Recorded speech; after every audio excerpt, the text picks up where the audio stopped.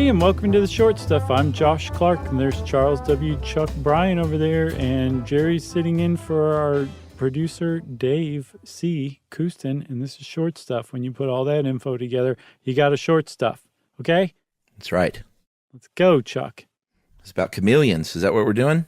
Yes, we are doing one on chameleons, which I think was surprisingly fascinating, because everything I know about chameleons, I learned from watching paint commercials. I love chameleons. We don't call them chameleons. We call them lizards when we see them all over the place here in Georgia. Wait a minute. They're chameleons up there? Yeah. I didn't know that. What do you think all those lizards are? I thought they were skinks. What's a skink? Does that have a blue tail? I don't know. Maybe they are skinks. If it has a blue tail, it's a skink, and they are neurotoxic. I met somebody once who was like, don't let your dog anywhere near those things. I knew a cat once that had cross-eye because it had eaten too many of those lizards. What? Yeah, apparently they have a neurotoxin. Well, now I'm looking up a picture of a chameleon, and I think you are completely right. This is not chameleons that we see here in Georgia. They're skinks. They're skinks, but we call them lizards anyway, so I was still right. Yeah, you're still right. How do you spell skink? I think like it sounds. Like you think? Oh, well, these aren't exactly skinks, although we do have skinks. What about a gecko, a leopard gecko? It could be one of them. Maybe so. I saw a skink one time at the lake that was with tail about a foot long. Oh, yeah. Oh, my God. Well, now I don't know what we see all over the place in the woods and on our deck. It's probably geckos. Okay. I think if it's not a skink. All right. Well, we're talking chameleons. Oh, they are little geckos. Yeah. Okay. There I got it. are. Leopard geckos, if I'm not mistaken. Okay. Mo loves chasing those things. Oh my God. She loves chasing lizards. Are these the ones that puff up their neck in a balloon? Yep. Yeah. That's all right. exactly right. They're great. They're great little lizards. They're fun. They'll drop their tail if you get too close to them and they need to escape. And Yeah, just like chameleons, right? No, Chuck, that's absolutely wrong. That's the first fact about chameleons is they can't regrow their tail. If their tail's ever pulled off, it hurt and it's not coming back. They don't release their tail like well, plenty of lizards do that though, right?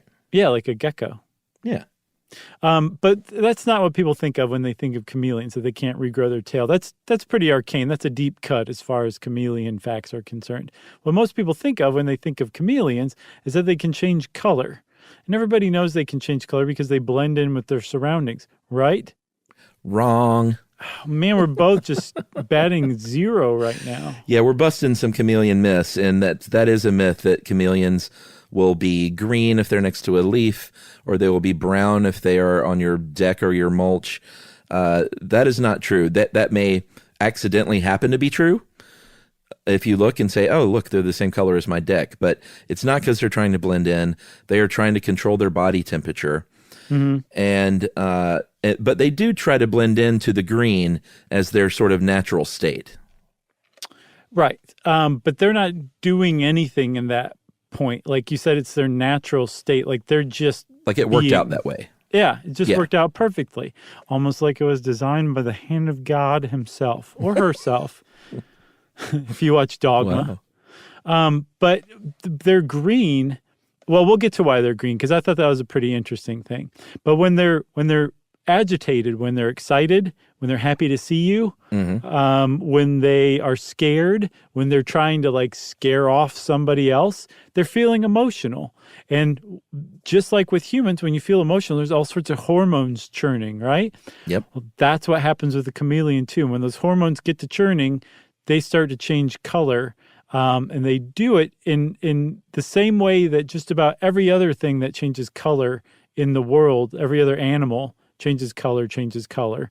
But it's slightly different in that the kind of structures that a chameleon uses is much different than what we understood it to be before.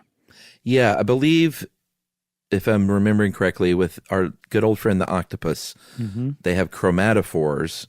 Mm-hmm. And with the chameleon, they are iridophores.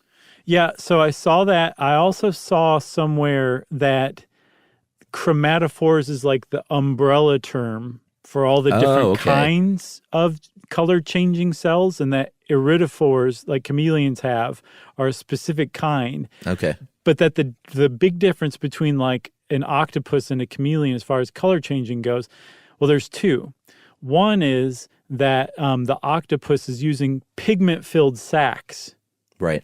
And then they're opening or closing the muscles surrounding each sac to like show or not show that color, and they have different colors in their sacs. With a chameleon, they're actually using like crystals that they're called iridophores because they're iridescent, right? Yeah. And you know what? That's a great cliffhanger, and we're right in the middle. We are in the middle of a cliffhanger. Like, I'm about to vomit. I've never been in the middle of a cliffhanger before, and it's a very uncomfortable place to be. All right. It's kind of like, hold on, I'm not done. When I was in maybe second grade, I was on the bus, and the bus came to a red light, and it came to a stop. Yeah. But have you ever been in a vehicle that never fully came to a stop? It wasn't moving forward any longer. And there's like this incomplete feeling like something is terribly wrong. Yeah. Like that Twilight Zone episode where Darren from Bewitched like flips a coin and it lands on its side. And after that, you can hear everybody's thoughts. Same thing happens when a bus doesn't fully stop at a red light. That's what I feel like right this moment in the middle of this cliffhanger. I can hear your thoughts and I want to throw up. We'll be right back. SYSK. You should know. SYSK. You should know. No, Brian. Josh Clark.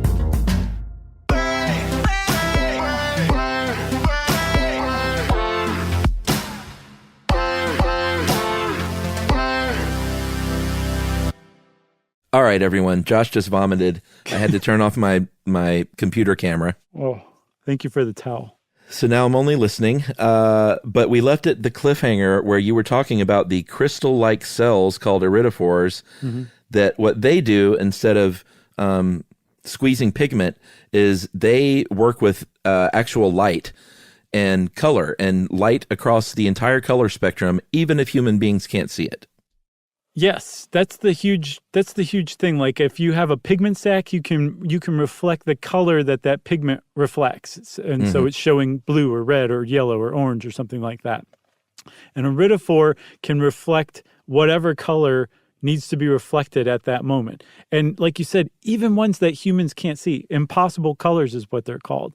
That's all just colors. Amazing. It really makes you wonder like what dazzling displays chameleons are putting on. We just can't even see it because our eyes aren't, it's not possible for our eyes to pick up light on that part of the visible spectrum or the non-visible spectrum. Right. And there are a lot of species of chameleon, and depending on the species, they have different kind of color changing capabilities. Some are way more vibrant and bright. Some aren't quite as vibrant and bright. Some of them have a lot of variance in the kind of colors, but it's a general thing where they can basically use any color on the spectrum. Like it's all open. All those wavelengths are open for business for these chameleons. And it has to do with, again, whether the chameleon, the iridophores, or the muscle surrounding each iridophore is relaxed or agitated. And that has to do with hormones. So when it's relaxed, the muscles are contracted around it, and it's just reflecting short wavelength light like blue, right? Right. And then when they're excited, those cells go farther apart, and they can get more red and orange. Yes, which is how they change color. But because they're excited and those hormones are churning, that's what triggers those iridophores to expand or contract. Which is the difference between chameleons and octopi, that octopi control their chromatophore sacs with neurons. So it's like instantaneous opening or closing.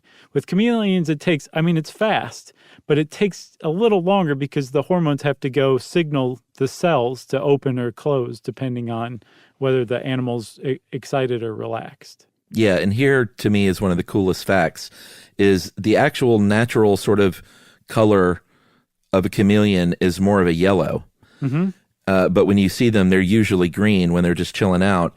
And that's because, and it's very simple, everybody, when they're relaxed, they're reflecting blue light, and blue and yellow make green. Isn't that neat? That's all there is to it. Yeah. Very cool. I love that one too. So those iridophores, Chuck, are actually beneath their skin, but you can see them and they're able to reflect How does that work? light. Well, because their skin, the outer layers of skin, are actually transparent. And apparently chameleons have a little quick change act where if they're really trying to get vibrant in a hurry, they'll just like shed those clothes like Otho in Beetlejuice when he enters the spotlight. Yeah. You remember? His leisure suit just gets pulled, or no, his suit gets pulled off and he's wearing a leisure suit underneath. Yeah. That might be my favorite movie of all time, I think. I think doing a sequel, they're developing a sequel. Same cast? I think so. I mean, Oh, man. I think everyone's there. I can't wait. I'm behind it. Okay. Same here, man. One of my favorite parts ever of that movie is when he's in the waiting room with the guy with the little head. Yeah. And he just leans over and goes, "Yeah, let me ask you something. How do you get him down so small?" That's good stuff. How do you get him down so small? One of my favorite lines. And then the song, of course. I'll eat anything you want me to eat. I'll swallow anything you want me to swallow. What? You remember that? No. What? Are we talking about Beetlejuice? Yes, he has the song. I'll eat anything you want me to eat. I'll swallow anything you want me to swallow. So come on down. I'll chew on a dog. Is that in his ad? I think, yeah. I'll Very chew on a nice. dog. Yeah. Just Right. classic. It is classic. I was watching Michael Keaton's early stand-up yesterday. How did that go? It was okay. He wasn't great, but you could see the seed. Okay. I can imagine. I can see him being like real judgy and like, come on, to be a bonehead kind of facial expression and smoking cigarettes. And No, it wasn't that. You should check it out. It's interesting. okay, I will, because I definitely have no idea what it's going to be like then. And I met him one day. I know. He I came told that to a story. set, right? Yeah, he lived across the street from where we were shooting and just sort of entertained the PAs in the driveway for 10 minutes one day. Very nice. Very nice guy. Oh, yeah? Yeah, he was super nice. I'm really glad to hear that. He's a chameleon. He can blend into wherever he is. A group of PAs in the driveway, no problem. Yeah. Or a rock in the desert. Rock Are we in the done? painted desert. Are we done with chameleons? I think so, man. I think we're done. I think there's no one listening anymore. It's just you and me now. Agreed. All right. Well, goodbye, Chuck. This is the end of Short Stuff. Stuff You Should Know is a production of iHeartRadio. For more podcasts from iHeartRadio, visit the iHeartRadio app, Apple Podcasts, or wherever you listen to your favorite shows.